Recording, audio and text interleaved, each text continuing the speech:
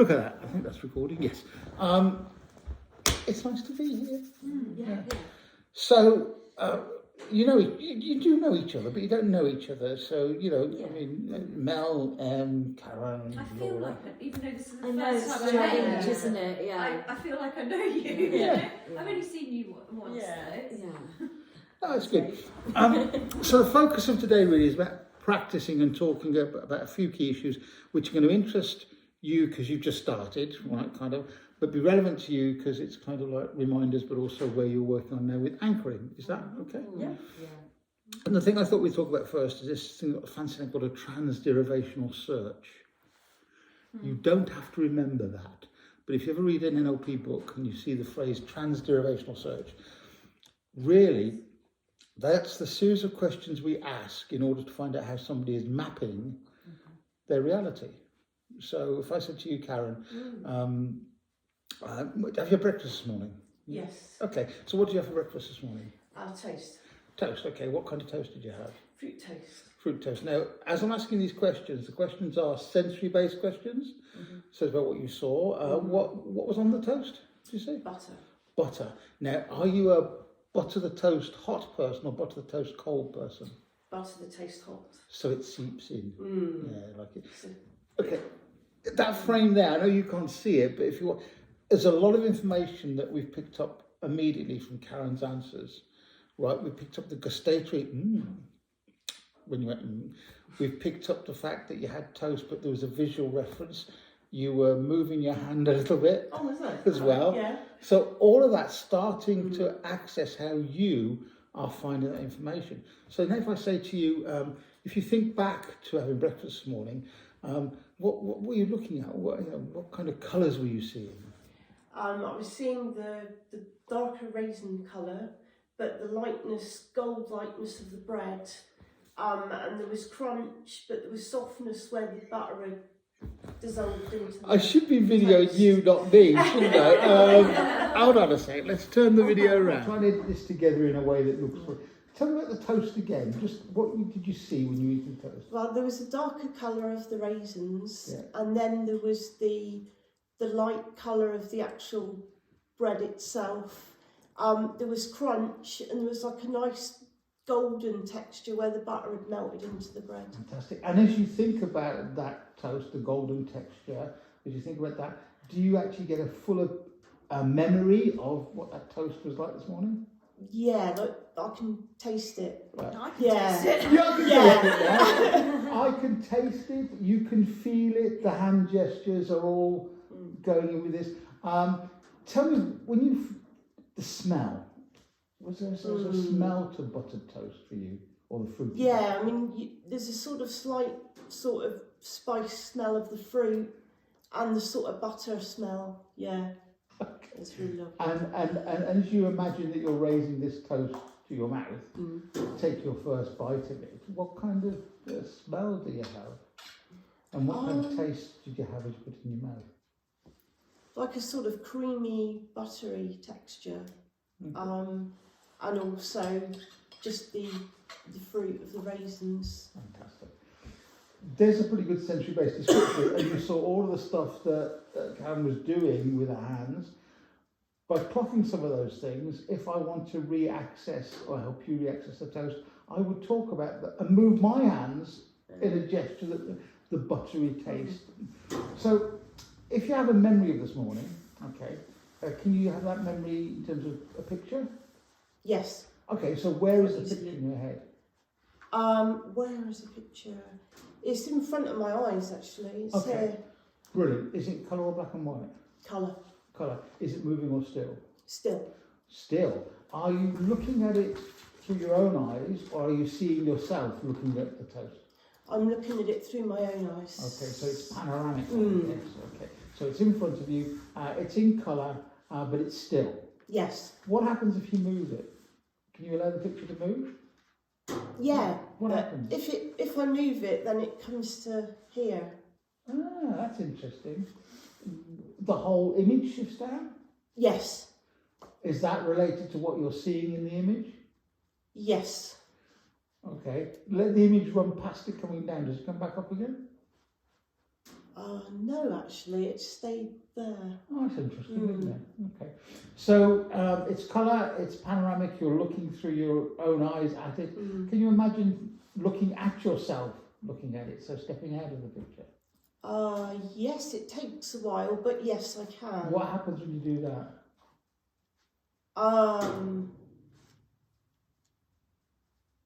See, I don't know, all of a sudden I get very critical, because I'm looking at me. Oh, okay, you're critical of you, or critical of the fact you're eating toast, or critical of the toast? Of me, actually. It's not good, is it? No, there's no value judgment here at all. You're making the judgment. I will stop there. For you need therapy. Any thoughts, observations? You see what's happening here. We're doing what you know about doing. We're using the modality language, modality speak, in order to access one single experience. And at the moment, it's something pleasant like eating toast. And all the information you're giving me and us is about how you're coding that experience in your physiology. Yeah? And that's what a transderivational search is. Of course, to do justice, we'd actually say something about, you know, this picture, this sort of image you have that's in front of you, and go back looking through your own eyes, because that's much nicer, isn't it? You're not starting to be critical about the fact you're eating toast. And we'll talk about that later. But you're looking at at the toast you're eating. Are there any sounds that would go with that movie? Definitely like a mild crunch. A mild crunch. Now is that okay? Is that the mild crunch you went num num num num num num num, or is it a mild crunch of a single bite of a piece? That's a mild crunch of a single bite of the piece. I think that comes from the butter taste. I love butter. Yeah, I do. Yeah. So what butter do you have, by the way? Actually, it was a vegan butter. Oh, really? Yeah. Okay. I mean, I'm not vegan. I'm vegetarian, but yeah, I thought I'd just try it. It was all right, actually. I know you're being filmed, and I don't want to put you on the spot, but I'll sidetrack from it. Did you notice the gestures at that point? When I said vegan, because I know that vegan copy food sometimes doesn't taste anything like the thing it's meant to taste like. Vegan cheese is not cheese. No. But what you did was, in response to what could have been a criticism of me, your hand gestures were this. It was to shut the whole thing and down. I'm not even aware I'm making hand gestures not, at all. but I mean, did you see that? Did you? I didn't know. Well, I was kind of making notes. I need to notes more. Yeah, it's kind of like what happened was, as you felt I was going to object to something, your hand went like this, and then you sat back and you went, but. Justifying, exactly. Yeah, And because of you not criticising, but going, not saying it like that, you automatically are like, not defence, but you're kind of like, but justify, because it actually did taste all right, like, believe me, it's like that. Exactly, it's exactly what it was. But it's so natural how that just happened. I wasn't even aware I You're was not doing even aware of it. No. But when this thing called sensory acuity, when we're practicing this stuff, you start to notice this. Yeah, and then is that rapport building? Because then you also added in, I'm not a vegan. I'm a Oh vegetarian. yeah. Is that like keeping the rapport? Yeah. Or they should just shut you down. Yeah. Exactly. So here's a little sideline for this. One of the reasons all this works is you are building good rapport with whoever it is that you're working with.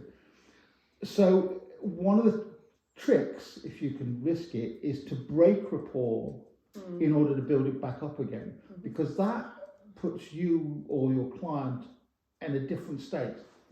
If you're going, yeah, oh, that's really good, and they go, but they have to do a mental flip. Challenge, yeah. And they mental flip, and either they'll work hard to bring the rapport back, or you just work hard to bring it back. But that moment gives them a moment of pause. Does that make sense? Yeah. Okay, so let's go back to this crunch. The first crunch. I'm tying my hands to the chair now. No, this is great for the video. Something else. Shuffling about.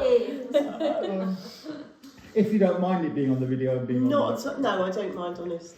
So, see, I don't mind at all. Yeah. Brushing I do away my really. objections. This is fine. So you've now had that crunch, yeah, and the piece of fruited buttered toast is now on your tongue or in your mouth, and that's when you get the buttery taste. Yes. Yeah, tell me about the buttery taste. Oh, it's really nice. It's smooth. It's malleable because it's kind of melted. Just goes around your mouth. Okay. Satisfying. You know. Yeah. So it's kind of smooth and melty. Notice that I'm trying to mimic the hand gestures as I repeat what I've said, because what will happen is if I've got these roughly right and I'm doing this back at you and telling you, you will be in constant agreement with me unconsciously, because I'm actually feeding back what you've just said in the way you've just said it visually, which means that I can further ensure that I've got some reference points. Because if I did something that wasn't part of your experience, like it was all melty and fruity, and put my hand in the air and waved it, you would show me that you objected to that, because it breaks the rapport. Is this making sense? Yeah. So you've got this buttery toast in your mouth, and it's the buttery and smoothing. It's kind of, you know, what's the next taste? Probably like the fruity raisins. Yeah. So it's the buttered and the fruity raisins.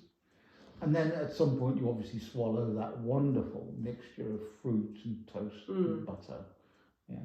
And as you swallow it, what kind of colours come to mind? In the nature of the taste, not in the object itself, but in the taste.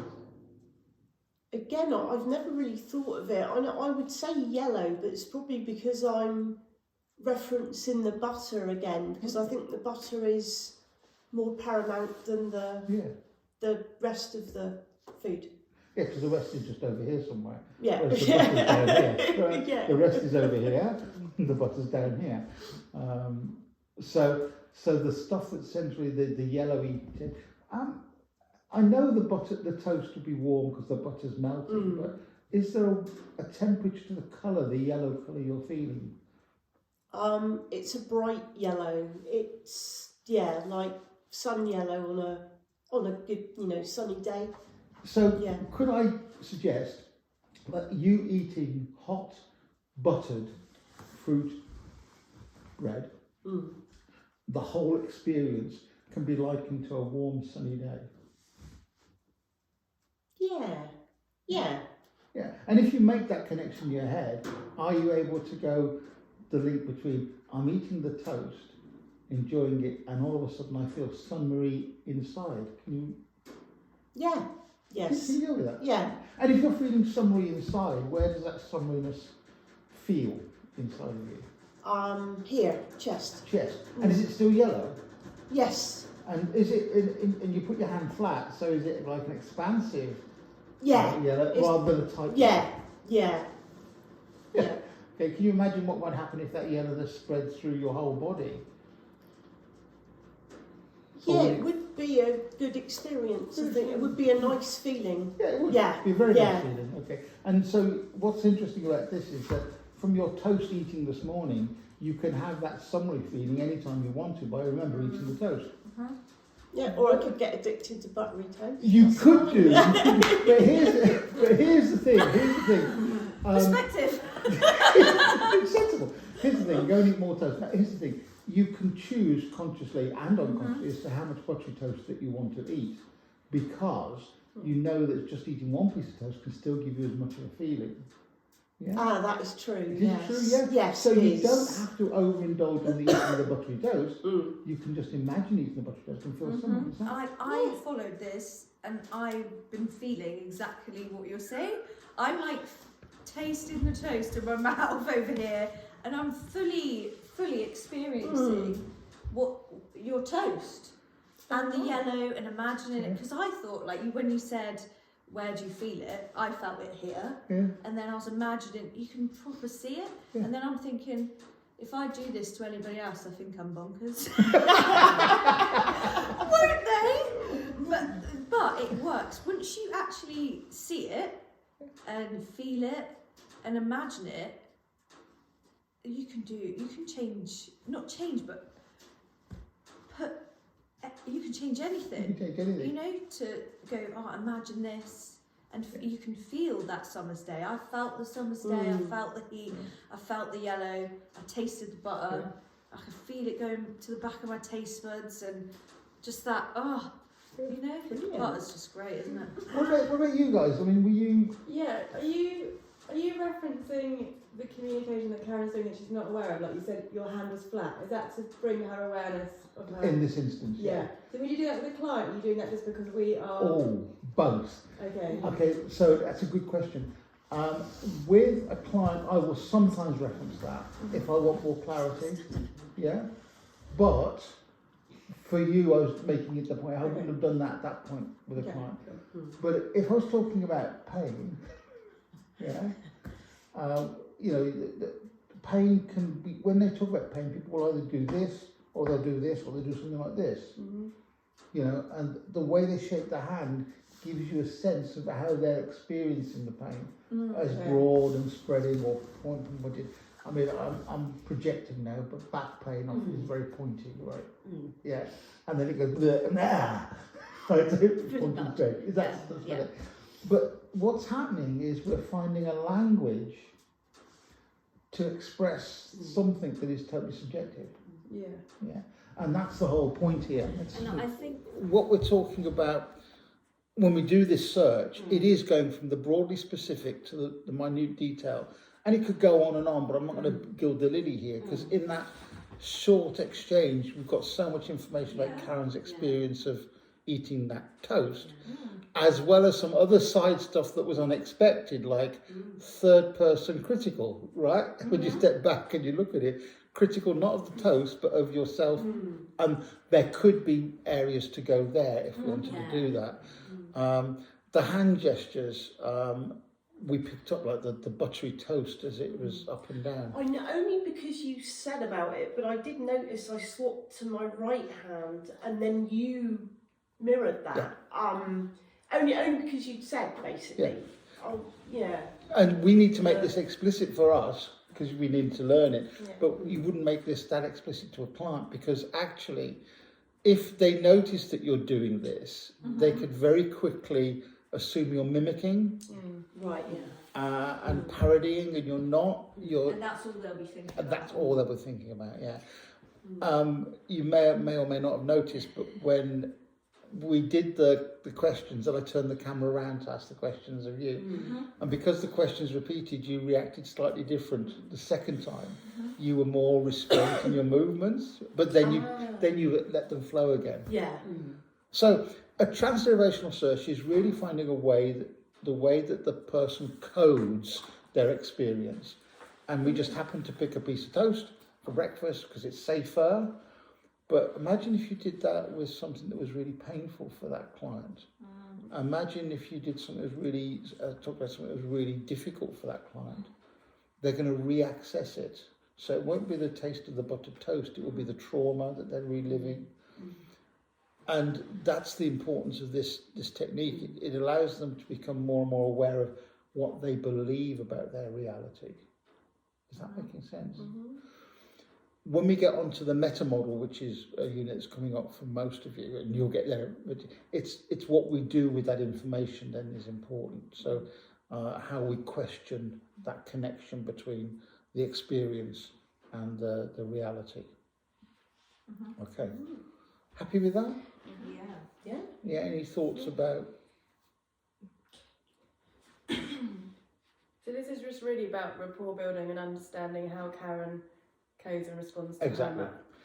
And I think, it's responding to the map, and it's understanding that, because one of two things will happen. You'll either have what M had, which is that kind of, you'll get there as well, and you will be there, and that's great when it happens. The alarm bell is, not the alarm bell, the awareness is to make sure you don't project back. So you experiencing it, which is great. The tendency is then it may become more about your experience than their experience. So it's about monitoring yourself, which you do well. And then the other thing about it is that because we're picking up all these unconscious signals, I can extend a model of how you're coding eating toast to how you code other things. Yeah. So when you're asking when you saw it through your eyes, when you say can you see it from third person, there's another one you asked her if she could slow it down or something. Slowly move it. Move Still, it. can you move Is it? that are you just literally seeing if she can move it? It's not you're not looking for anything to No. And if she can move it, that teaches the client something about their I was experience. going to say, because then isn't that then empowering the client ultimately to be able when to you're say, doing- I'm not stuck in this. Yes. It's Yeah. changing, you know, you've got the ability to look at it, Yeah. step out of it, monitor it, change it, and Yeah. go away with that kind of power to do That's exactly it. Mm. And this is all about their experience and their how they record or report or talk about their experiences. The more choices we give people about that, the better. If we think about the modalities see, hear, feel, think, which are the ones that we focus on, I know there's taste and smell. In this particular case with the toast, taste and smell would have been quite important. In some experiences, taste and smell aren't that important, and you make a judgment call or you just check it out, right? Yeah. But if you think about it, all the experiences have certain sub-modalities or qualities which you know about. And I've banged on a lot about the fact that know your sub-modality words and build your own comfort around those words, because that's the core of NLP. So if you think about it, if you've got a seeing thing, I can see something, that's the modality, but the sub-modalities are, well, is it colour or black and white? Is it moving or still? Are you associated in it or dissociated apart from it? Is there a frame around it? Are the colours pastel or vivid? Now, all we're doing with this is we're giving an opportunity for a person to create the picture in a more meaningful way for them. And I'm trying to find out how they do it. If it's in third person, is the picture small or is it big? Is it behind them? Where did you feel it came from? All these are questions. Have you ever had a client that isn't able to visualise, and how would you Good question. manage that? I'm going to say something really judgmental here, but in this company you'll accept that. I think people who say they can't picture something are telling a fib, because we all can picture something. What they think is, though, it's like when people say they can't meditate or visualise, they have a set notion of what that is. They think they should be seeing a Steven Spielberg movie with everything in it. And in fact, if I say to you, think of a table, you've got to picture a table because it's a concrete object. Yeah. So you picture it even though you think you can't picture it. But if they say to me, I can't see that, I go, that's okay, just imagine it. Imagine you can see it. You know, use your wonderful imagination. You can build them up. And if they do see it, then that's fine. If they don't, I can still do the other modalities and recognise that their visual modality is the one they don't want to access, or they don't access enough. Yes, sorry. I think I used to not be able to do. I see more vividly now, and I don't know whether that's probably because of my journey. But before I struggled with visualization and visualizing pictures, and I'm like, oh God, I can't see. And your mind just goes into, you kind of tell yourself, oh, I can't see, you know, but you have to allow yourself to see. Fantastic point, Em. Yeah, allow yourself to see it. Yeah, and it takes practice to get to that. I'd say I'm quite good at it now, whereas before I struggled to find the picture and to find, it didn't come as fast, it was quite slow. Could that be around blocking? Like Yeah. blocking something Yeah, you don't it want could be. access to the whole lot. And maybe gets I'm shut just down. like, oh, this is not going to work, or you know, there could be something in there that's in my head that stops me from seeing. Yeah, And spot it's on. not like you said, a movie. It's not like Christmas Wonderland in your head. You have to see it. Yeah, you have to, know? and you do see it. And I think you're dead right. It is about training. It's about permission. It's about allowing yourself. But also some of the without sounding too critical, some new age groups that have done meditations and visualizations have done a disservice to a lot of people. The disservice they've done is they've created an internal landscape for somebody to picture, And then they've gone around the room, and somebody who is very good at it tells you that they've seen this wonderful thing of an old man and the weather, and you feel that your picture's not as good, so you say, well, I can't do it then, can I? And you start judging yourself against other people's experiences, and that's, you know. Are there any challenges with like people with autism? And do you have to word it in a different way, or does it work? Or In my experience is I just keep, I'm determined to get an answer. So I just keep asking the same question but in a slightly different way until I work out what it is. And I may have to accept that some people just don't use that modality. So I find out the ones they do. This is not a generalisation, but with an autistic child I've been working with quite recently, their visualisation isn't apparently not that good, although they must be able to visualise because they draw. Right? However, you don't challenge that because challenging it. So what I found out is that their self-talk and their sensory experiences, their touchy stuff, is very strong. So they can actually code a lot by just feeling things.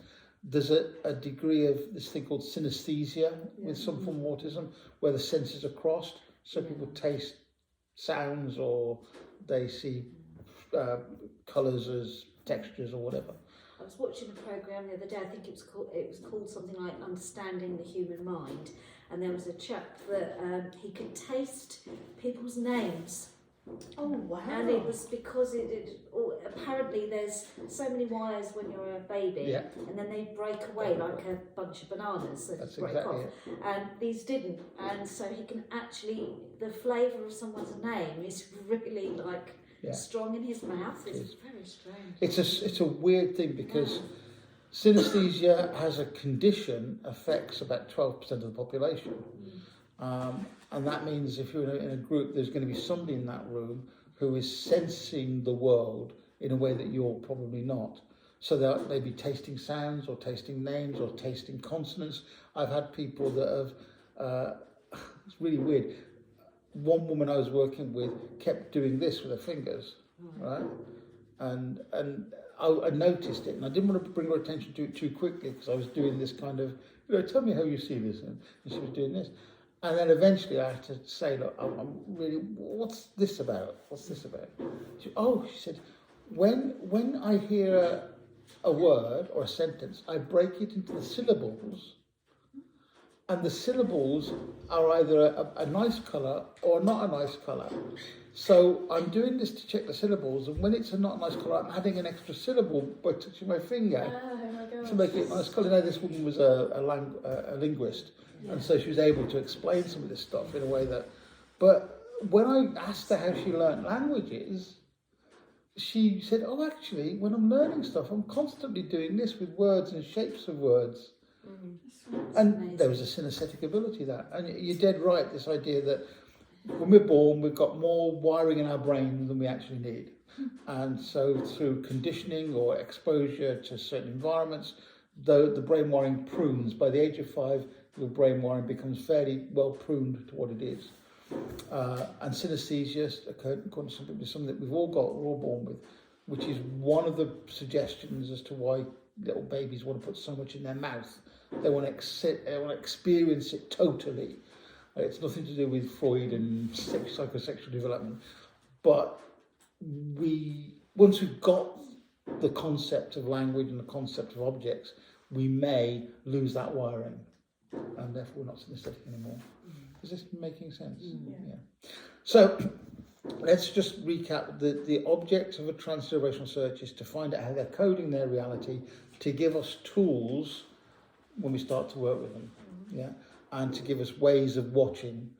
It also is quite a nice rapport building technique, as you picked out, Laura, because if we just talk about something safe like toast, you can get so much information about how that toast is coded that we can help them rebuild up that experience of eating toast.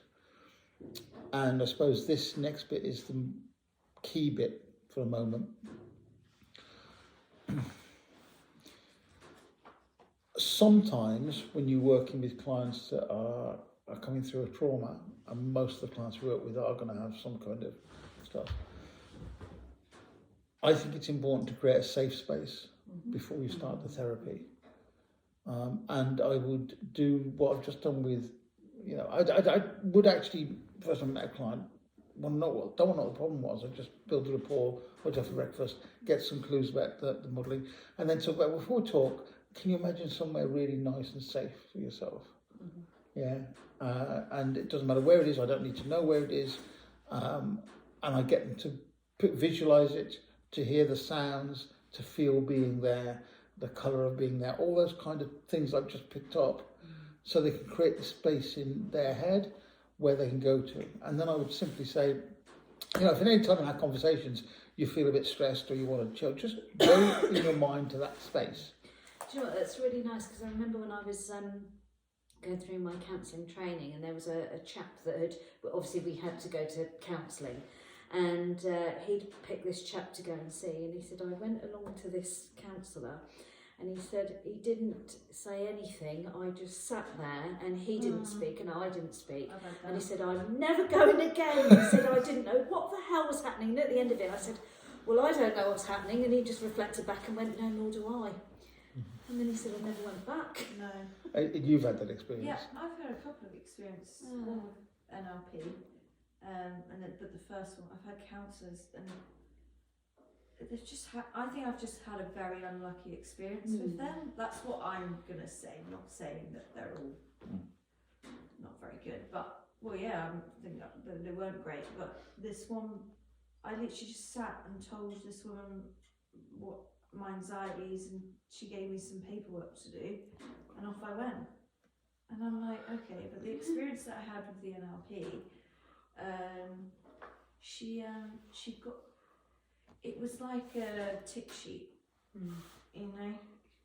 she told me that I'd be free of my anxieties after I'd done this course with her, like this 2-day anxiety course, and I just think you cannot promise that anyone, ever, because yes, okay, your anxiety could get better, but something could happen, And then I'm like, I've got this false hope. This woman's telling me I'm free of anxiety. Yeah. It's just not a fair promise. But no, she got me to see. I don't know what part this is of NLP yet, but she got me to go into my memories, which didn't help for me. When I was 6, and I was scared, but it was anxiety/excitement because I thought I could hear Santa. But she got me to go back into that memory and tell myself that it was okay. But that didn't work for me, just because I don't know why it didn't work, and perhaps you can help me into why that didn't work. Do you do that in NLP? You can do, yeah. The thing we just talked about, the safe space, I prefer to create one rather than go to a memory, because you never know where that memory is coming from. I'm 6, and I've been through a lot since I was 6, and I've got to go back to that time. It just didn't work for me. I needed something, as you know. This is what I said to you, that when I've fallen in this hole, I want to fucking get out. I don't want to be sat down there going, how did I get here, and la la la. I want to get out of this hole as quick as I can, But I know that you do have to go into, but this woman, I mean, no, not mentioning it. I think there are as many counsellors and NLP practitioners as there are styles of wanting to deliver, and she sounds to me like somebody that comes from a hypnotherapeutic background who wants to go back to what's called the initial sensitizing event. She made me do all this pushing it like away, and like putting something on my hand, but I'm very creative in the way I do things. So for me, I'm very visual, but I'm more hands-on. Whereas I was just sat there, and it was like a whole kind of 4-hour thing, and to just be sat there in your head. It's very hard. You've got to be really careful with these, because NLP is interventions, a lot of it. It is. And I think you have got to be guided by the client. Definitely. And you've got to pick up what's appropriate and what isn't. It's great to have a toolbox of different things, tricks and what have you, but if it's not appropriate for the client, then spot on. And that's what we've been talking about when we've had these kind of tutorial sessions, we've done the case studies. The fact that you, at the moment of learning the formal trick, once you get to understand it, you can jazz with it. And when you jazz with it, you are more adaptable to the client's needs. So the worst thing I could do with a client is, if we've talked about them not being able to visualise, if they tell me they can't visualise, and I keep on for 2 hours about, well, create the picture in your head, I'm on how I do nothing, I've not actually listened. Right? So I need to then find the other jigsaw piece that I can use. And there are lots of them. Some of the techniques you mentioned there sound like, really cool NLP techniques, but it's how they're made. Exactly. Like the way you explain things to me, I'm like, this, that's why I'm doing NLP. That was my first experience of it. Going to that woman. So if anything, but I'm here now learning NLP. So I know there's more to it because you showed me. Sorry. Just gonna say that rapport is everything, isn't it? Yeah. But you showed a different light on it to me, and you opened my mind. So I thank you for that. Oh, well, no, thank you for saying I opened your mind. That's a wonderful image that's just got anyway. But this is it, isn't it? It doesn't matter what technique the therapist uses. It's all about the therapist, and it's all about rapport, and it's all about, in a way, vulnerability, right? Because if I come to a client and say, I can sort you out in 3 sessions or sort you out in an hour, I may believe I can do that, but I can't make those promises. And part of that is your own comfort zone as well, isn't it? Like when I'm working with people, quite often I'm like, do you have a dog? Let's go for a dog walk. Because I know I'm more comfortable doing and being outside. And then I might go more formal as that initial. Whereas if you're comfortable in a formal, it's all right, isn't it? That's why the teas and coffee is great, because you're having a tea. Well, people might not think about it like this, but it is comforting because tea is such a home comfort.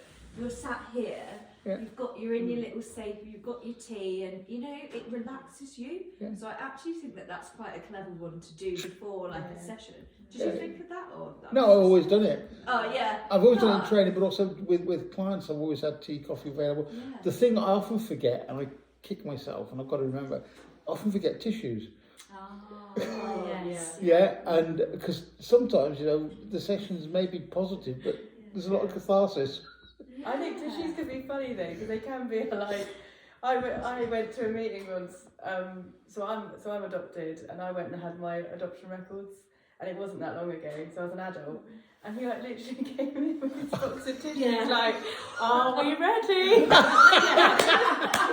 he had some glee on his face about it, and then I went to, I'm no hope of me crying in here.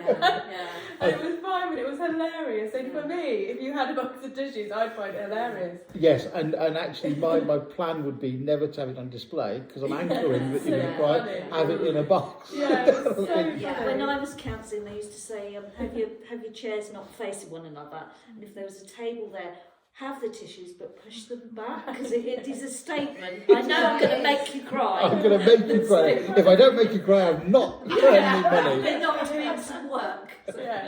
So, and again, what's quite naturally happened, by the way, and you've probably noticed that we've talking about how we experience the world and but we're also now talking about all the stuff that's linked to those things.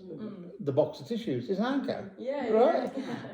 The fact that you're filling another bloody tick sheet, that's not going to work. It's an anchor. The fact that and everything that we do is chaining of experiences to create an experience.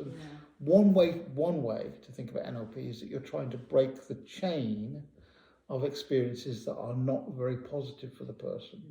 You're trying to break the links in the chain. So when they hear somebody say never, they have an emotional reaction which isn't appropriate, they say. So you need to break that chain between the word never and that reaction. So between perception and behaviour, there's a whole series of events. We okay with this?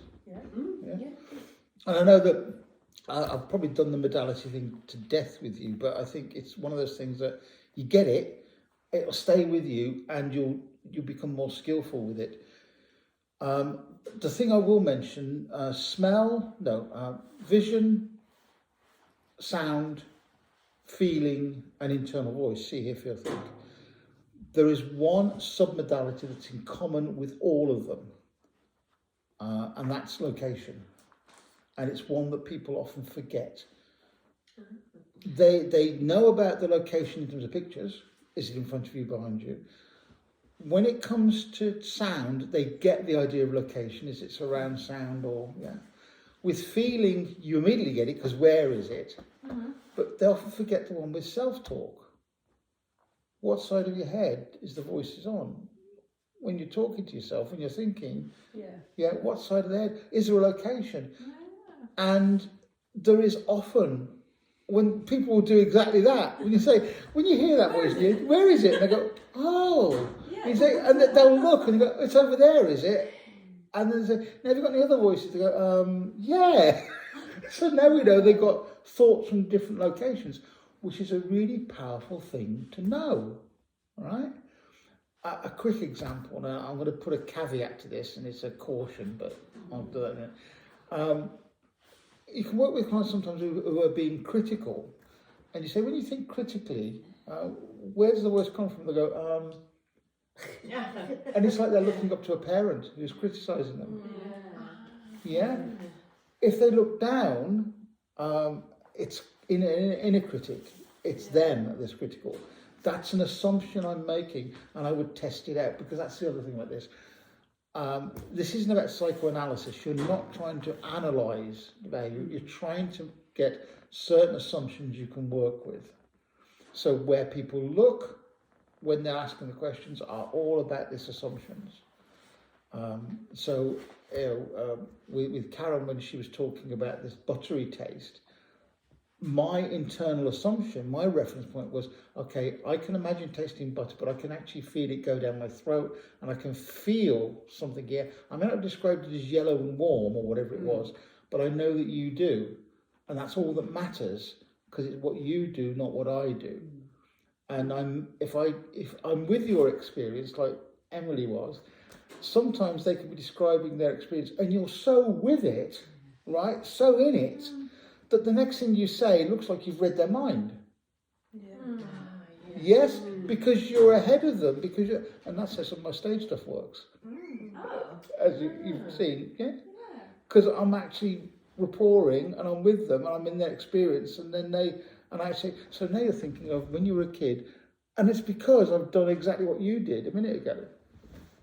Does that make sense? You have to be careful of power of suggestion as well. Oh yeah, well that's the other thing, because yes, you're dead right. The suggestive thing is, once you're on rapport, I could suggest something and you'll feel it anyway. Yeah. So be aware that that's going on. Yeah. It's quite a complex bit of psychology here, but it's really interesting. And also it's the intention. When I'm doing the stage stuff, my intention is to convince them I'm actually reading their mind, even for a brief moment, just to have a bit of fun. When I'm therapeuting, I don't want to say I can read your mind. I want to build rapport.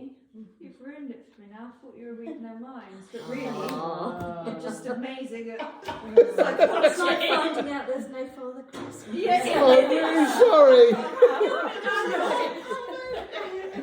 Sorry. I've always really struggled with the think, as in what it is, and I've just realised why. So when you say internal voice, so because I've got quite a strong relationship with my internal voice, I always put that in here. So that's because I hear it. Yes. But yeah, so it makes more sense now that think is just your internal voice. Thank you. Yeah, that's a really good point, because thinking is internal voice, hearing is the environment, if you like. Yeah, but other people. I was always like, what is think? How do you do think? And then I've just clicked when you said internal voice. Oh, it's that. So with sound, of course, you've got the same submodalities. You've got intensity, you've got volume, you've got tone, you've got pitch. With internal voice, you've also got gender. Yeah, age. Is the voice in your head, is it a male voice or a female voice?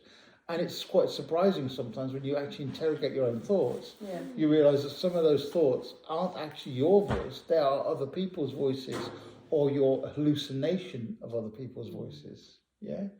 So I think I said on one of the calls that your thinking, your internal voice, modality is perhaps one of the most important modalities in the therapy. You crack that, and you've really given people an insight into their own heads. The others are kind of the frills, if you like. Internal voice is where you're working, because you want that person who's got a limiting belief to not have it anymore. So you don't want their voice going, nah, it ain't going to work. You want their voice going, yeah, I'll give it a go. Open the mind. Yeah. So is that internal voice, when you do the 6-step reframe, Go on. is that internal voice that creative, unconscious part as well? It is. Yeah. So when we actually talk about the 6-step reframing technique, which we'll come across later, it's about how we get somebody to unconsciously produce solutions to a problem. Yeah. You're giving permission for them to listen to themselves. That's all you're really doing. Yeah. And you're framing it in such a way that the language is crucially important here, because it's suggestion. At that point, it becomes suggestion. Your unconscious mind will let you know what other options you have. Now, you don't want to know what they are, and in fact, you don't really care whether they do have an internal voice. What you do care about is the fact they're giving you the signal to say, I'm there. Yeah. And when they're there, they may not be hearing voices, but they'll be having feelings, sensations. But that moment is the permission to listen to yourself. Yeah. And that's what it is. And we'll 6-step reframe is really interesting. We'll do this one again another time, but just to briefly say that with 6-step reframe, because it is totally content-free, or can be content-free, you've got to rely more on your sensory acuity to get it to work. Yeah, have you that what you've been discovering, or? Oh, I was just laughing because Mal did one of me, and it was like my internal Laura was like, Yeah. "Hi, talking soothing movement in the hands. I was like, I nearly went, Mal, I've got to stop. This is weird." So, yeah. It's like, give me some space. I've got a voice. Yes. Finally, it's being suppressed. It was. It's all about permission, isn't it? Yeah. And we're trying to. I was trying to think. I was coming across in the car because I said to somebody, I'm really looking forward to this sort of session, because hey, getting you all in one room is great, but also talking like this is great. But I was thinking, if I was pressured to describe what NLP was to someone who didn't know, and this is always a thing that you can do yourself, describe NLP to somebody who doesn't know what it is without all the psychobabble, what would you say? And I actually think that one of the things is getting people to listen to themselves. Yeah. To truly listen to themselves. In all senses. Yeah. And NLP would go a step further, because one of the presuppositions is that every solution is inherent in the physiology of the person who's got the problem. You've got the answer inside. Yeah. So it is this thing about encouraging people that they have got the wisdom, the internal wisdom. It's good, something about control for me as well, like giving them control of, isn't it? Yeah. Like listening, but then actually then making a choice, and giving people their choices on themselves in a way. Yeah, that's exactly it. And I was rereading some CBT stuff. Cognitive behavioural therapy is very similar to NLP in some of its ideas, but it differs in a few major ones. CBTers love tick sheets.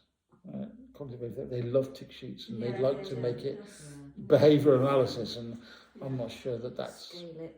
Yeah. I just had like a spider, that I remember there being a spider picture, and then other sheets of like different kids. It looks like a kid's thing, and you're just given all this, I don't know, you literally just go talk about your life, they don't really say anything, and then they go, oh, here are some things for you to do.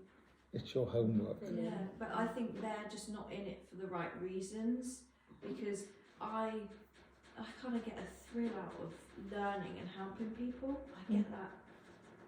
It just opens my heart up. I don't know why, it's just the way I am. But, and you can feel people's energies, and that is very real. But if you don't have, that's why I think a connection between